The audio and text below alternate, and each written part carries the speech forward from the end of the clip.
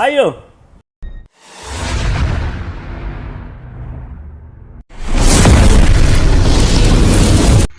အားလုံးပဲမင်္ဂလာပါခင်ဗျာဆိုပါတယ်ကဲဒီနေ့တော့ကျွန်တော်မိတ်ဆွေများကျွန်တော်ဒီကြောက်လေးတစ်လုံးကျိုးဘက်လေးပေါ့နော်ကျိုးဘက်ကြောက်လေးတစ်လုံးနဲ့မိတ်ဆက်ပေးပဲเนาะဒီကြောက်လေးဖြတ်ချင်တာကြောက်လေးကတော့နည်းနည်းလေးစိတ်ဝင်စားစရာကောင်းတယ်သူကမန်းကျိုးဘက်တာလေးနည်းနည်းလှเนาะမန်းကျိုးဘက်တာလှတယ်ပြီးတော့မန်းပိတာမဟုတ်ဘူးမန်းပိတာပေါ့နော်မန်းကျိုးအနေနဲ့ကတော့သွားတာတော့သွားတယ်ဒါပေမဲ့မန်းပူပိတာပေါ့နော်အဲ့တော့မန်းပိတဲ့နေရာတွေပေါ့နော်မန်းပိတဲ့အနေထားမျိုးတွေနည်းနည်းလေးစိတ်ဝင်စားတယ်ပြီးတော့သူ့ရဲ့ကျိုးပုံစံကကျွန်တော်တို့အကာပါတဲ့ပုံစံမျိုးပေါ့ဒီကျိုးကကျွန်တော်တို့အကာပါတဲ့ကြောက်တွေမှာပါတဲ့ပုံစံမျိုးလိုဖြစ်နေတာပေါ့နော်အဲ့ဒါလေးနည်းနည်းလေးစိတ်ဝင်စားစရာကောင်းတယ်ကြောက်လေးကတော့ဘယ်လောက်ရှိမှာလဲဆိုတော့30သားလောက်ပဲရှိမယ်ထင်တယ်နော်30သားလောက်ပဲရှိမယ်ထင်တယ်35ချက်သားလောက်ပဲနော်โอเคကြည့်အောင်ညကြည့်အောင်ဒီမှာကျိုးကိုပြောတာနော်ကျွန်တော်ဒီကျိုးရဲ့မန်းပိတာကိုပြောနော်မန်းပိတာကိုပြောတော့မန်းပိတာပေါ့နော်အဲ့မန်းပိတာကိုကျွန်တော်သဘောကျတယ်ဒီမှာနော်ဒီမှာမန်းကျိုးသွားနေတယ်ဒီမှာမန်းကျိုးသွားနေတယ်မန်းပြီးတော့ဒီမှာမန်းပေါ်မှာဓာတ်မီနဲ့ထောက်ကြည့်တာကကြောင်မျိုးကောင်းတဲ့လက္ခဏာမတွေ့ရအောင်နော်ဒီမှာကြည့်လိုက်ဒီဘက်ကျတော့ကောင်းတယ်ဒီမှာအသားဘက်ကျတော့ကြောင်မျိုးကောင်းနေတာတွေ့လားနော်အသားဘက်မှာကျတော့ကြောင်မျိုးကဝမ်းနေတာပဲနော်အဲ့တော့မီးထိုးပေါက်နေတယ်ဒီမှာမန်းပေါ်မှာကျတော့မပေါဘူးအဲ့ဒါပဲကျွန်တော်တို့ကအဲ့တော့အကာပါတဲ့ကြောက်တွေပါတဲ့လက္ခဏာပုံစံမျိုးဒီမန်းကျိုးကပိတာနော်အဲ့မန်းကျိုးပိတယ်ခေါ်တာပေါ့ကျွန်တော်ကတော့နော်အဲ့တော့ဒီမှာကြည့်ဒီမှာဘေးမှာကြောင်မျိုးကောင်းတယ်ဒီပေါ်မှာဒီမှာကြောင်မျိုးမရဘူးကြောင်မျိုးတိတ်မရဘူးပေါ့နော်အဲ့ဒါကျွန်တော်ကဒီအပေါ်ကအကာပါတဲ့ပုံစံမျိုးကြောင်လို့ထင်ပါတယ်အဲ့တော့ဒီမှာနက်ပေါက်လေးဒီမှာကြည့်အောင်ဒီမှာကျပဲ့နေတယ်တစ်ချက်တွေးလို့ကျွန်တော်ထောက်ကြည့်အောင်ပဲ့တဲ့နေရာမှာကျတော့ဒီမှာကျိုးရှိပြီးတော့အဲ့ကျိုးရဲ့အပေါ်မှာကြောက်စီပါတယ်နော်ဒါပေမဲ့ဒီကြောက်ကဒီကျိုးကကျွန်တော်တို့ကြောက်အဖြောင့်အကာလာမဟုတ်ပါဘူးနော်အဲ့တော့ကစွန်းဖြစ်မှာပါနော်အဲ့တော့ကစွန်းကျိုးပေါ့နော်အဲ့တော့ကစွန်းပဲဖြစ်မှာပါကျွန်တော်အမြင်ကတော့အဲ့တော့ကျိုးကတော့တောက်လျှောက်ပတ်ပါတယ်ဒီမှာပတ်နေတာပေါ့နော်ဒီမှာလည်းဒီမှာပန်းကျိုးတွေရှိပါတယ်ဒီမှာပန်းကျိုးတွေဒီပန်းကျိုးတွေကတော့ပန်းကျိုးဘက်ကတော့ကြောင်မျိုးကောင်းတယ်နော်အဲ့တော့ဒီပေါ်မှာတော့မန်းပြီးတယ်အဲ့တော့ဘယ်လိုထွက်လာမလဲပေါ့နော်ကြောက်အစီအပြည့်နဲ့ပဲထွက်လာမလားပေါ့နော်အဲ့တော့ဒီမှာလည်းဒီနားတွေမှာကြည့်အောင်ဒီမှာလည်းကြောင်မျိုးရှိတယ်ဗျာနော်အဲ့တော့မန်းပြီးတယ်ဒီမှာနော်ဒီနားလည်းမန်းပြီးတယ်ဒီမှာမန်းပြီးတယ်ဒီမှာတီဖောက်နေတာပဲနော်ဒါဆိုတီဖောက်တယ်ခေါ်တာပေါ့နော်အဲ့တီဖောက်တဲ့နေရာတွေရှိတယ်အဲ့တော့ဒီမှာတီဖောက်တဲ့နေရာတွေရှိတယ်ကဲကျွန်တော်မျိုးစီများအဲ့တော့ကျွန်တော်အမြင်ကတော့ဗျာဒီဘက်အကြောက်သားအနေနဲ့ကတော့နည်းနည်းကျဲတယ်ကြောက်သားကျဲတယ်ပေါ့နော်ညက်ချောအနေနဲ့မဟုတ်ဘူးကြောက်သားနည်းနည်းကျဲတယ်ဒီဘက်ကတော့ကျဲတယ်ဒီပေါ်မှာတော့မန်းအနေနဲ့ရမ်းအနေနဲ့ကတော့ကောင်းတယ်ညက်တယ်ပေါ့နော်ဒီပေါ်မှာတော့ညက်မှာပါကျွန်တော်မြင်တာတော့ဒီပေါ်မှာလုံးဝဒီကျိုးကညက်မယ်အဲ့တော့ဝယ်တာဘယ်လောက်လဲဆိုတော့12သိန်းလို့ပြောတာပဲเนาะဒီမှာမပေါက်ဘူးเนาะဒီမှာဒါမှဘေးမှာပဲပေါက်တာเนาะအဲ့တော့ဒီပေါ်မှာတော့ရမ်းလဲညက်တယ်ဒီပေါ်မှာရမ်းညက်တယ်เนาะမန်းလဲပိတယ်ပြင်းလဲသွားတယ်ပိလဲပိတယ်ပေါ့เนาะအဲ့တော့အနာတော့ကျွန်တော်ပြောရှင်မှာဒီမှာအနာတစ်ချက်ရှိတယ်ဒီဘက်မှာလည်းအနာပါတယ်ပုံမှန်ဆိုရင်ဒီကြောင်မျိုးတွေကကျွန်တော်ကဒီကြောင်မျိုးတွေဖြတ်တယ်ဆိုရင်ကျွန်တော်ဒီမှာအလှပေါ့နော်ဒီပေါ်ကနန်းကရမ်းလှတဲ့ခါကျတော့မန်းပြီးတဲ့ခါကျဒါမျိုးပေါ့နော်ဒါမျိုးပဲကျွန်တော်ဖြတ်မယ်လို့မှန်းတာဒါမျိုးပေါ့နော်ဒါမျိုးဒရုဇာလောက်ကိုကျွန်တော်အရေးဆိုလဲအရေးဒရုဇာအလွှာချက်ဆိုလွှာချက်ဒရုဇာပေါ့နော်ဒရုဇာလောက်ဖြတ်လိုက်ရင်ဒီမန်းပေါ်မှာရမ်းလှမှာပေါ့နော်ဒါဖြတ်လိုက်ရမ်းလှမယ်လို့ကျွန်တော်ကမြင်တာပေါ့နော်အဲ့တော့ကစွန်းပန်းကျိုးဒီမှာလဲနှစ်ပင်ဖြစ်နေတာပေါ့နော်အဲ့တော့ပူလှမယ်ပေါ့အဲ့လိုလိုမြင်တယ်အဲ့တော့ဒါမဲ့တစ်ချက်စဉ်းစားကြည့်တာအနာကနည်းနည်းကြီးတယ်ဗျဒီမှာဒီနာကြီးနော်ဒီနာကြီးတစ်ချက်ကြီးနေတော့အဲ့ဒီနာတိုင်းနင်းကောင်းမလားဗောနော်အဲ့ဒါလည်းစဉ်းစားမိတယ်နော်အဲ့ကောင်လည်းကျွန်တော်အကုန်လုံးဖြတ်သွားတာဗောနော်ဖြတ်သွားပြီမဲ့ဒီမှာနည်းနည်းလေးအနာစိတ်တာလေးလည်းသိမကြိုက်ဘူးဗျကျွန်တော်အကောင်းဆုံးနဲ့တော့အမှန်ပြောရင်တော့ဒီနာကပို့ပြီးတော့ကောင်းတယ်ဒါပေမဲ့အနာမပါဘဲနဲ့ဖြတ်တော့ကျွန်တော်မဖြတ်ချင်ဘူးနော်ဖြတ်နှန်းအနေနဲ့တော့လှတာဗောနော်အနာမပါဘဲနဲ့ဖြတ်တော့သိမဖြတ်ချင်ဘူးဒီမှာကြည့်မယ်ဒီမှာလေးကျွန်တော်ပြောရှင်နော်ဒီမှာတော့ဒီဘက်တရားကျတော့ဒီဘက်အဖျားတွေမှာကျတော့ကြောင်မျိုးကဒီမှာပေါက်တယ်နော်ကြောင်မျိုးတွေပေါက်တယ်နော်ကဲဒီမှာလည်းထောက်ကြည့်တဲ့အနေထားမှာတော့အရေးပေါ်မှာတော့ကြောက်စီသူ့နဲ့သူပါတယ်နော်ကဲကျွန်တော်မျိုးရှင်ဖြတ်ကြည့်အောင်များဒီဘက်ကျန်ကတော့အသားဘက်ကကျန်ကတော့နည်းနည်းကျဲတယ်ကဲကျွန်တော်တို့ဒီနာလေးဖြတ်မလားလို့ဒီမှာသွားနေရတာတွေ့လားဒီနာပေါ့နော်ဒီနာပေါ့ ဒီနာတိုင်းသွားရင်ဒီနာတိုင်းဖြတ်မယ်ဆိုရင်ဒီမှာနော်ဒီတိုင်းသွားမှာပေါ့နော်အဲ့တော့ခါနေအကုန်ဖြတ်ထွက်သွားရင်တော့ဖြတ်နှန်းအနေနဲ့တော့မလှဘူးဒါပေမဲ့အကုန်တော့မိမယ်အနာတိုင်းအသွားလာတိုင်းသွားမယ်ပေါ့အဲ့တော့တကယ်တမ်းကတော့ပုံမှန်ကတော့ဒီနန်းကတော့အကြိုက်ဆုံးနန်းပါပဲဒီနန်းပေါ့နော်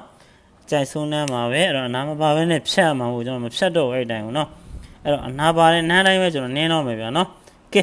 နောက်တဲ့နန်းမှာကျွန်တော်တို့ဆက်စဉ်းစားတာပေါ့မဟုတ်လေဒီနန်းကတော့ပုံမှန်နေထားရဆိုရင်လည်းဖြတ်မယ်နန်းဖြစ်နေနော်ကဲအဲ့နန်းဖြတ်မယ်ဗျာ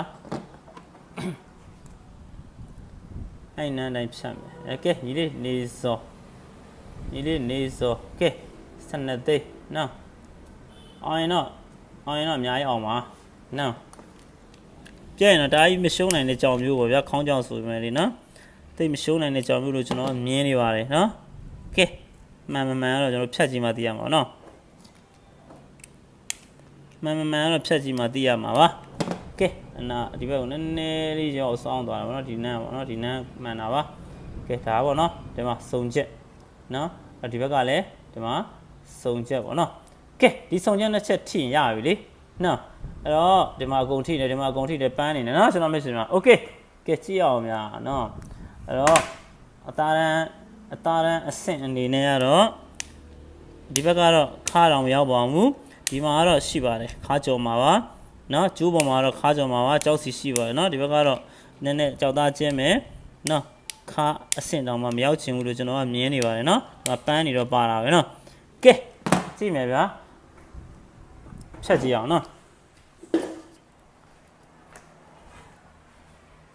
ကဲ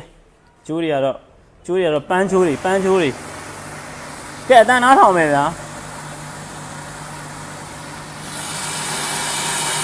မင်္ဂလာပါကဲကျက်သွားပြီနော်အနာဆိုတော့ရှက်ခနဲ့နေတာနော်ဒီဘက်ကတော့တန်းတော့မှာပါလေကဲကျွန်တော်တို့ရေးဆွတ်လိုက်ပြီနော်ကဲရေးဆွတ်လိုက်ပြီဗျာနော်ဒီကျိုးလေးဖြစ်ပါစီဆူတောင်းပါရနော်ကဲကြည့်အောင်များကျွန်တော်တို့စီတွေဖြတ်သွားတာတော့ဒီမှာနည်းနည်းလေး W ကနေဖြတ်သွားတာဆိုတော့နားထဲမှာရှက်သွားတယ်မှာနော်ကဲကြည့်အောင်များဟာမဲမဲကြီး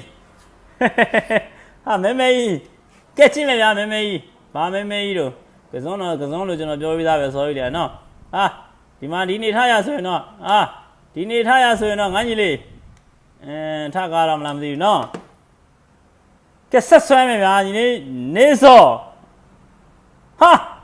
ဘာကြီးတို့မဲမဲကြီးဘာကြီးတို့ပြန်အောင်လိုက်မယ်အပေါ်လိုက်ကြည့်တော့မဲမဲကြီးကနော်ညို့နေတာပဲနော်မဲမဲကြီးဗျာကဲအဲ့မဲမဲကြီးကိုကြည့်မယ်ဗျာကျွန်တော်မိတ်ဆွေတွေနော်မဲမဲကြီးကိုကြည့်မယ်နော်ကဲ12သိန်းအောင်လားမအောင်လားဒီတိုင်းကြည့်လို့တော့မသေးကြသေးဘူးနော်မဲတော့မဲနေတာပဲနော်ကဲထောက်ကြည့်မယ်ထောက်ကြည့်တော့ဘာတွေ့လဲဆိုတော့ကျွန်တော်မှန်မှုနဲ့ကြည့်လိုက်အောင်မယ်ကြောင်မျိုးကောင်းနေအဲ့ဒီအပေါ်မှာကြောင်မျိုးကောင်းနေ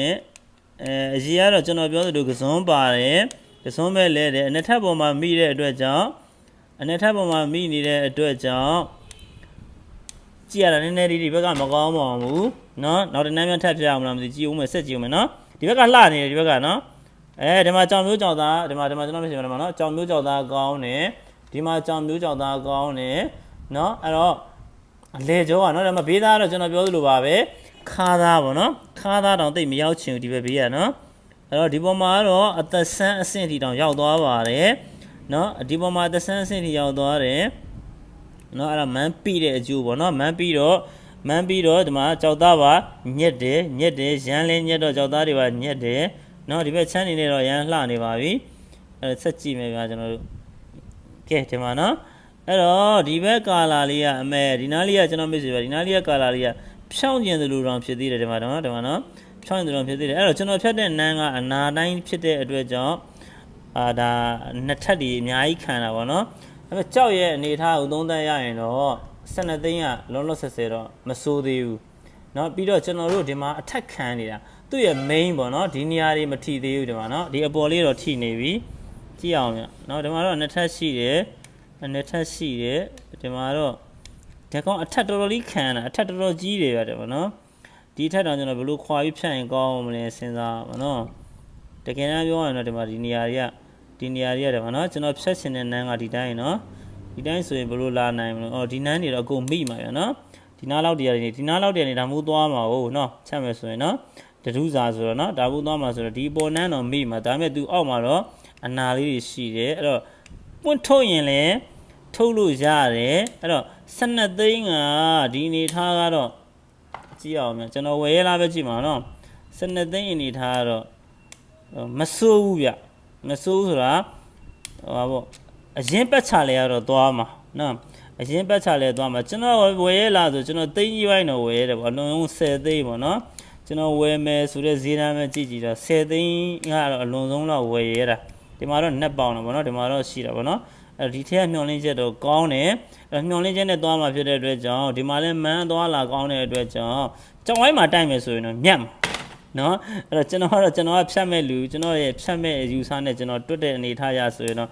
အဲ့လိုပြောရနေဝယ်တဲ့လူကတိကုန်ပြီးတော့ဝယ်မှာမသိဘူးနော်ဖြတ်တဲ့ယူဆနဲ့ရဆိုရင်တော့ကျွန်တော်ကြိုက်တဲ့စီကျွန်တော်ပြောတာပါ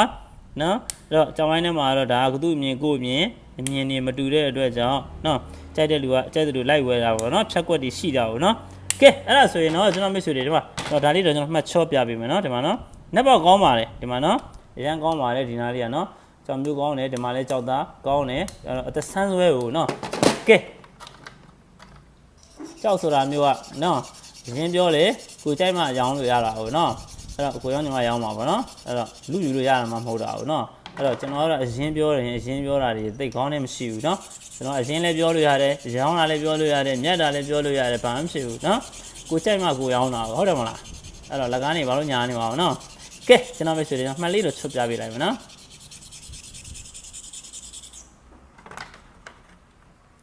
မင်္ဂလာနန်းလေးတန်းနေပြီပါတယ်မင်္ဂလာနန်းလေးမင်းတော့ငါညီတိုင်းလှုပ်ချက်ကကောင်းတယ်ဒီမှာညွတ်လာနော်ကြည့်အောင်တခြားတော့ကြည့်အောင်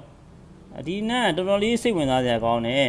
တွေ့လားအဲ့တော့နောက်လူခေါင်းပါသေးပါနော်ကျွန်တော်တို့အဲ့လိုခေါင်းချက်လေးနဲ့ကိုဆိုရင်လည်းအဲ့လိုခေါင်းချက်လေးနဲ့ပဲဝယ်ချင်တာနော်အဲ့တော့နောက်လူလည်းခေါင်းချက်လေးနဲ့ဝယ်ပါစီနော်ကဲညီလေးနေစောနော်ဘာပဲဖြစ်ဖြစ်ကြောက်ဆိုတာတယောက်နဲ့တယောက်အမြင်ချင်းအကြိုက်ချင်းမတူပါဘူးဒါကတော့ကျွန်တော်အမြင်ကျွန်တော်ပြောတာပါနော်အဲ့တော့ကျန်တာကတော့ကျွန်တော်တို့ဆက်ကကြတာပါနော်အဲ့တော့ဆက်ကပြီးတော့ဆက်သွားကြတာပေါ့ကျွန်တော်ညီလေးဖြတ်ဆိုတော့လေတစ္ဆဖြတ်ဆိုတော့လေကျွန်တော်တစ္ဆဖြတ်ပေးလိုက်တာပေါ့နော်ကဲကျွန်တော်တောင်းအောင်ကြည့်အောင်ဖြတ်ပေးပြီးသွားပြီ